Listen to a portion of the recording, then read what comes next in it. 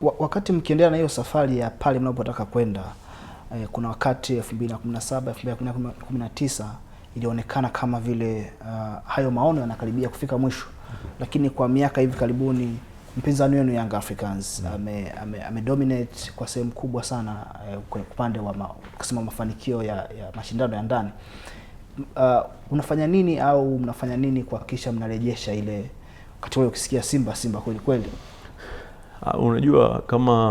Unajua mimi ukiona historia yangu, mimi niliingia rasmi Simba kwenye huu mfumo mpya wa bodi 2017. Kwa hiyo kama mwenyekiti niliendesha bodi, tulishinda ligi ya ndani mara 4 mfululizo. Baada ya hapo niliachia ngazi kutokana siishi hapa na Simba inahitaji focus, kwa nimewateua viongozi wengine. Kulikuwa na kiongozi ambaye ameendesha kwa miaka 3, tulikuwa hatujaweza kufanikiwa. Hapo nilipata pressure kubwa kubadilisha uongozi. Baada ya hapo kwanza nilirudi mwenyewe kuweka vitu sawa. Mwaka jana tulikuwa very close.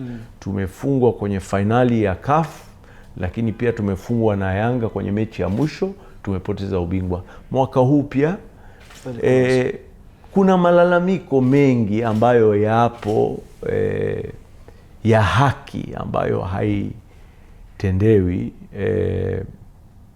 kwenye mpira wa ndani, lakini hilo jambo sitapenda kuliongelea sana.